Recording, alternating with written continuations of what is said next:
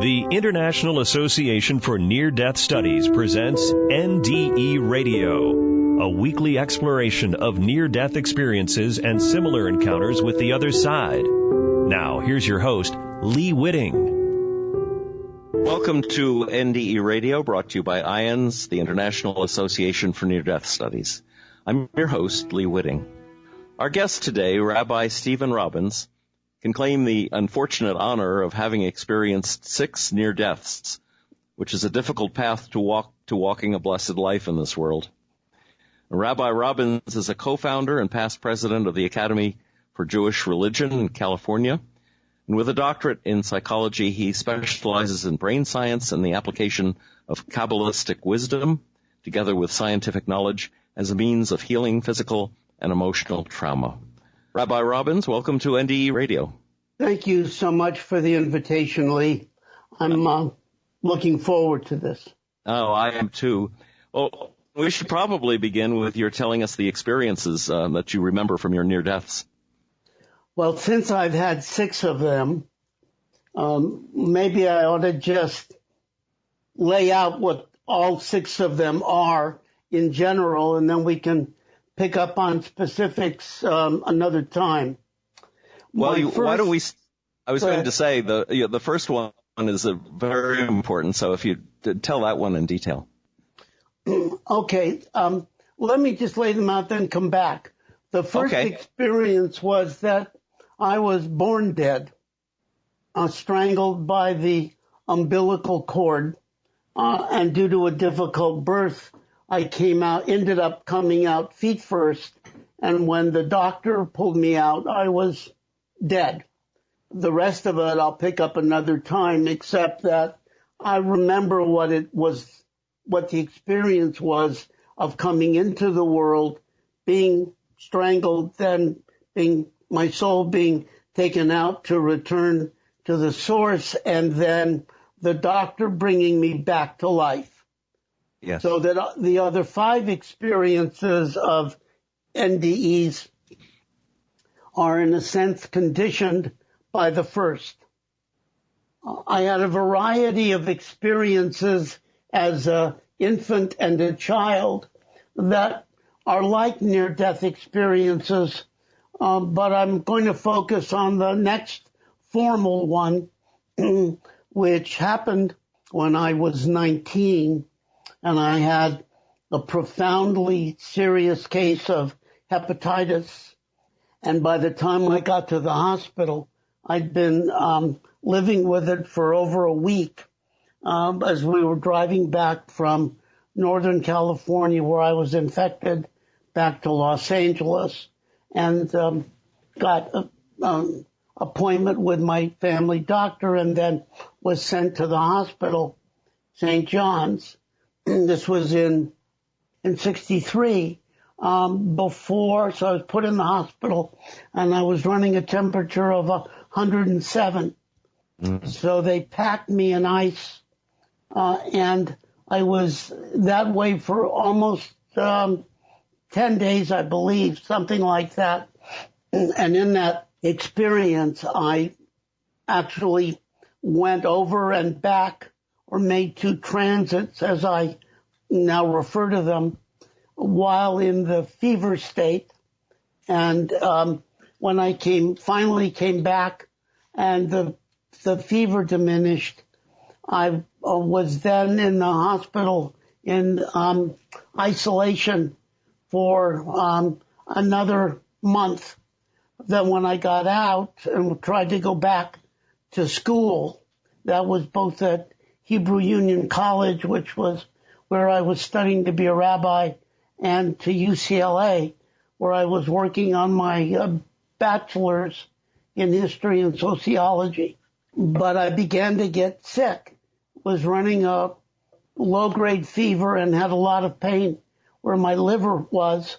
And the doctors did some studies and said that it appeared that 90% of my liver had been destroyed, and that given the state of medicine in 1963, there was nothing they could do about it. So I was told that I was probably going to die in anywhere from several weeks to several months, and that I should go home and do whatever prayers I was doing and wait. So the longer story I'll deal with another time, but I was in recovery for a year, and at the end of the year, my liver started to regrow, and I went back to school.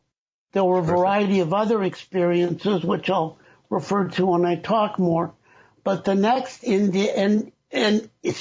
of NDEs began in 1985 when I was, I believe, 41, when I got what was then called the type A influenza, and because of its origin was called the Philippine Flu. And that flu was so severe, it's one of those that you ended up coughing for weeks or even months after the original infection. So I was coughing constantly from January through February and into the middle of March when the coughing finally stopped. And I ended up going back to exercise, which for me was running. So I used to run 3 to 5 miles several times a week. So we were at the beach, and I took staying in a friend's condo, I took a kind of a walk run very slowly, and on the way back, I felt this huge pain in my lungs, and it felt like they tore open. I could barely breathe. I saw the doctor. They put me on asthma medication, which didn't work, until finally I was put on massive doses of prednisone and other stronger bronchial dilators. Then in 87, my lungs collapsed again. My lungs collapsed for the first time, and I had my near-death experience in which, I left because I couldn't breathe, and then I was returned, which I'll describe in more detail. The next NDE came in 91 when I got an infection again. My lungs collapsed. January of that year, I was in the hospital. In 87, I was in the hospital for about a month. The same was true the second time in 91 when my lungs had collapsed.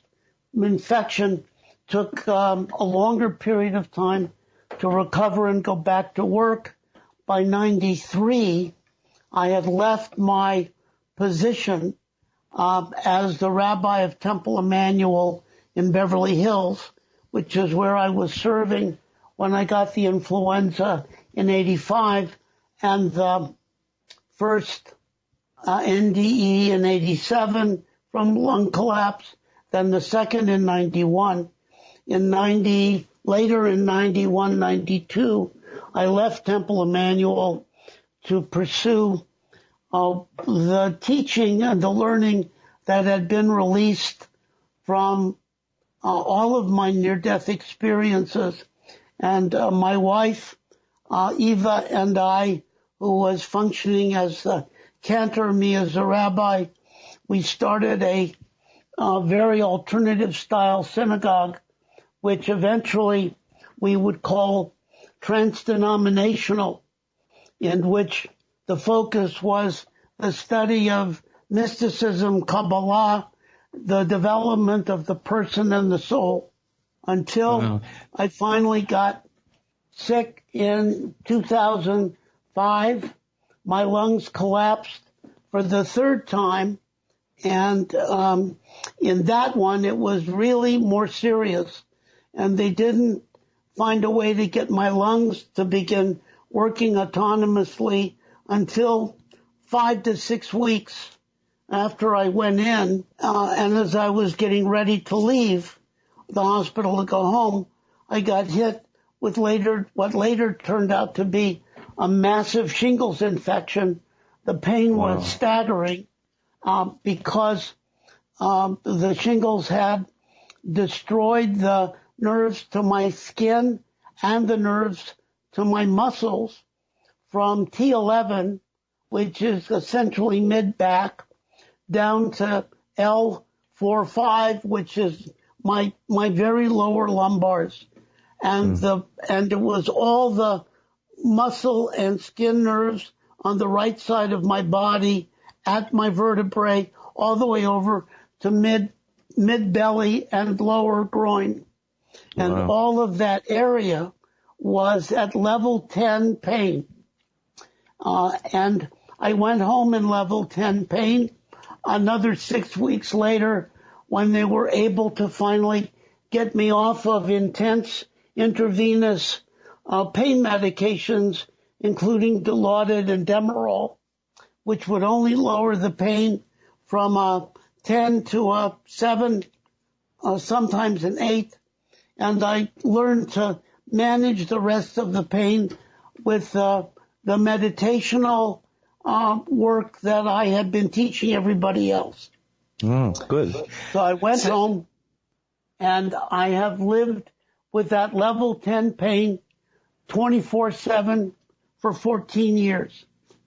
Well, Stephen, let's go back to your first... Wait, there's one more. Oh, okay. In January of 18, I had my last NDE, which was as usual as my birth.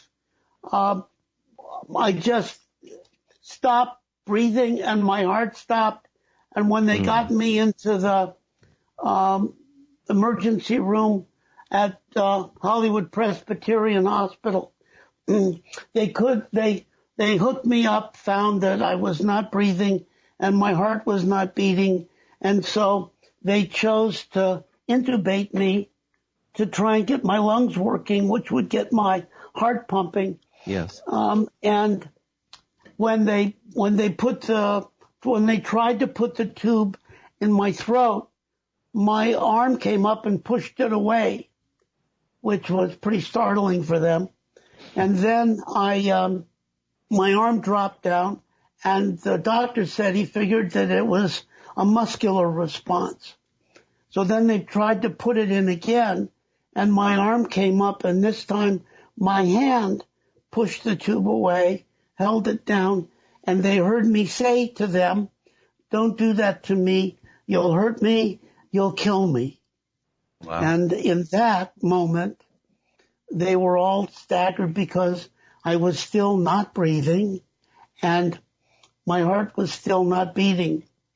And so they turned to my driver, because I always had one since I couldn't drive. I couldn't trust whether I would be functional.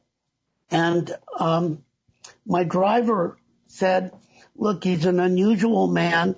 He's told you not to do it." So they withdrew the attempt to revive me. And they said about half an hour later, I came back. Wow. And half an hour after that, I got up and went home. That's amazing. That's an amazing story. So that was my last one. And it was in the last one that I got the message about IANDS that I delivered to a series of groups and eventually to the board of IANDS, which has now invited me to participate in having that message become part of the IANDS mission statement. Tell us about that message that you received about IANDS. Every time I have gone or made the transit, there is a progression so that each time I go farther out, farther away from the entrance into physicality, and each time there is this greater diffusion until physicality drops away and it's my total spiritual being from which my soul in this world entered into my body. Mm-hmm. And the best way I can describe that is that in the Zohar, the mystic commentary on on the Torah, the first 5 books of the soul. The teachers in the Zohar say that the body is a shoe for the soul's foot. In other words, there's very little of our soul which is present in this world, that the majority of the soul is kept at the farther reaches of the soul's total presence. And that bit of soul is renewed every week so that on the Sabbath, so that we can continue to stay in the world. So based on that, so when I go there, I get messages to bring back with me. And those messages are about what I'm doing in this world in order to fulfill my soul's purpose. And one of the messages, I frequently hold those messages and don't deliver them unless there is some moment in which there is a confluence between the souls here and what I learned there. So in this case, that happened regarding my participation in IANDS and the welcome with which it has been received. And so I was instructed to deliver the message, which was the reason for this NDE. And the message is this, that given the large number of people in this world who either have or have had or will have NDEs, anywhere from 4 to 6% of American population and similarly around the world, that if all of those people of various faiths and cultures, levels of education, monetary status, social status, etc., hold in common one clear experience, that in these transits in the NDE, we all come back not afraid of death anymore, and that absence of the fear of death has really led to all of us really being transformed in the way in which we live in this world. We live with much more peace, with a sense of equanimity about what happens, and without the kind of urgency that the fear of death engenders us with. And so you see IANDS function as a unifying force in the world. Correct. That if IANDS as a platform would reach out around the United States, Europe, Asia, to all of those who've had NDEs, and we were all to deliver the unifying message that you've now referred to, that we no longer need to be afraid of death, that much of the evil in the world would disappear. Because the drive ultimately at the source of evil is this fear of death itself.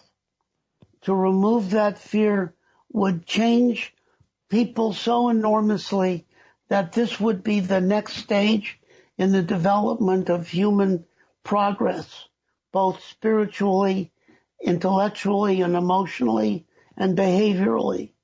Wow. So that spirituality or mysticism, science or theoretical physics, and human emotion, physicality would be elevated to a level of function that would be filled with a great sense of wellness, sense of gratitude and joy at being relieved of this burden of the fear of death, so that the need for our working our fear of death and the rage that it creates at living this way would cease to be, and we would begin to work together toward another stage of human accomplishment, which is to be partners with the Holy One in bringing existence to another stage of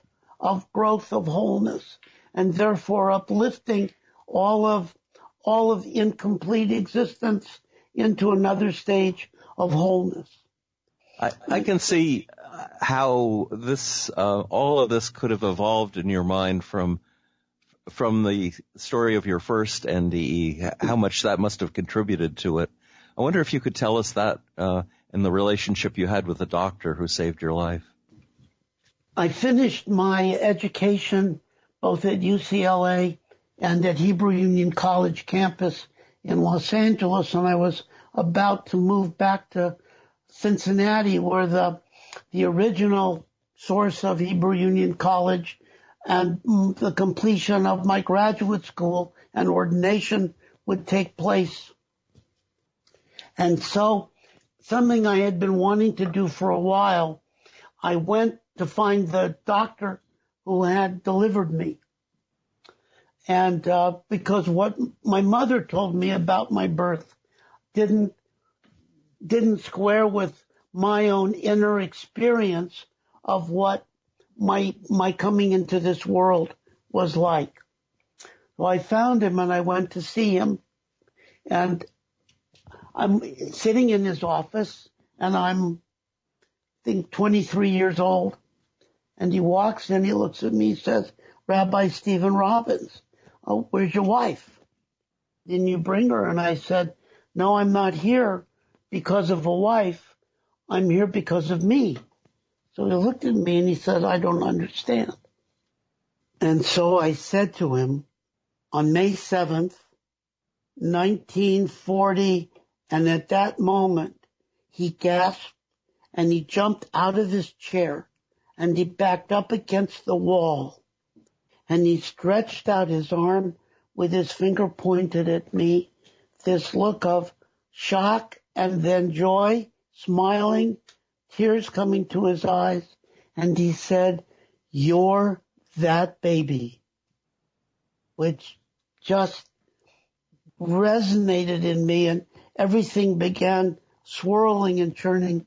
And he said, "There isn't a day in my life that has gone by since your birth that you don't come into my thoughts." Said, "You are always with me," and the look that passed between us when you came alive. So I said, "I'm here so you will tell me what you experienced of my birth." So when I am writing my memoir about me, the beginning of it is this statement: "I was not born. I was removed from my mother's body dead. It was the doctor who breathed into me that brought me to life in this world." Just as God, the Holy One, breathed life into Adam, so did the doctor as a representative, as a vessel of that breath, breathed into me in 1944, did infant CPR, and brought me to life. He continued with his story. He said, "I had been severely wounded in a kamikaze attack in the Pacific as a doctor. And what I discovered later is that they had saved my life and that I appeared to have died several times and returned, which I knew nothing about. NDEs were really not even any kind of ongoing discussion back in the early 60s. And he said, "I felt enormous guilt and that I had been returned to life as a punishment. I looked at him on punishment. Why punishment? And he said to me, I felt that instead of relieving me of the burden, the guilt about all of the men that I couldn't save, all of them that were put in my care to sew back together, to bring to life. And most of them were so badly torn apart by the Japanese bombardments that there was nothing I could do for them. I didn't have the skill. And so when my first assignment as a civilian doctor in spring of 44, and I got a call that my first act as a doctor would be delivering a baby, since I'm trained in OBGYN, I felt a great sense of hope, expectation that bringing a life into this world would begin compensating for all the lives that I took out of this world. So I went there, and the birth was extraordinarily difficult. You were trapped in the birth canal, and it took a longer period of time. We had to cut your mother open enough to finally get you twisted around and to draw you out of her feet first. And when you finally came out, I could see why your body was limp and white, and it was that the umbilical cord was wrapped several times around your neck, and you were dead. There was no heartbeat and no breath. And I cut the umbilical cord, we unwound it around your neck, and I picked you up, and at that moment your arms fell, your head slung down, and it was clear that I had delivered another death, in this case, not out of the world, but into it. And I felt even more punished and more abandoned by God than I had ever felt. And when the nurse picked you up to go register you as a stillborn, he looked at me and he said, there was suddenly this overwhelming presence, it's the only way I can describe it, that flowed deeply into me.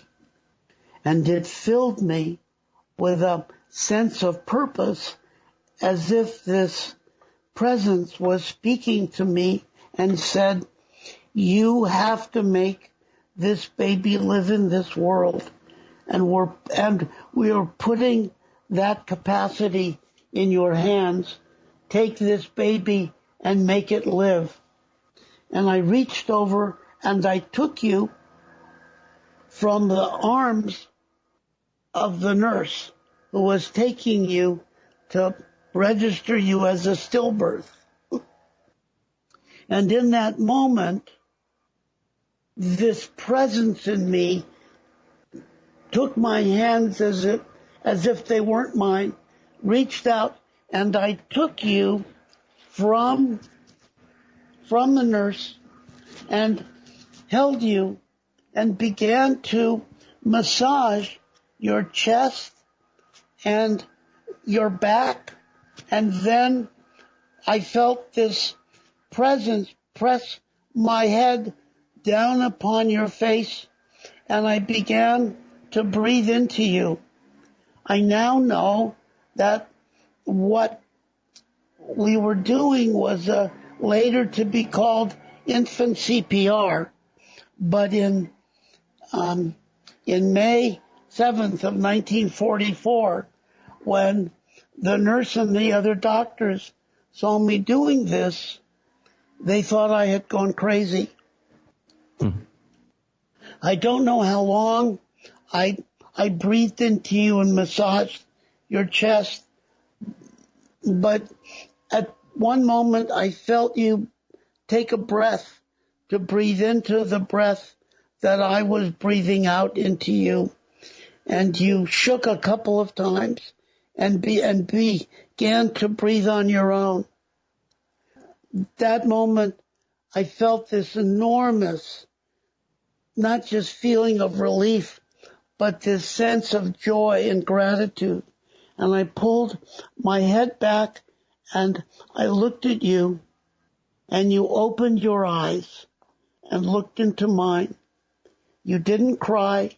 You didn't move around as one would normally expect a newborn coming from this trauma to do. You just looked at me and you were so silent. And when I looked into your eyes, I felt that I was seeing the oldest and wisest eyes that I had ever seen. And at that moment, the presence left me, but the presence left you in my arms. Wow. An incredible story. On that note, Rabbi Robbins, thank you so much. I think we'll have probably 4 shows out of this discussion, and we probably could have 20 more, but I want to thank you so much for sharing your story and the story of mysticism with us today. If listeners would like to hear today's program again or any of our past shows, just go to our website at nderadio.org. For more information about the work of IANDS, check out their website, IANDS.org. And tune in next Monday, 11 a.m. Eastern, for more NDE Radio with Rabbi Stephen Robbins. This is Lee Witting saying thanks for listening.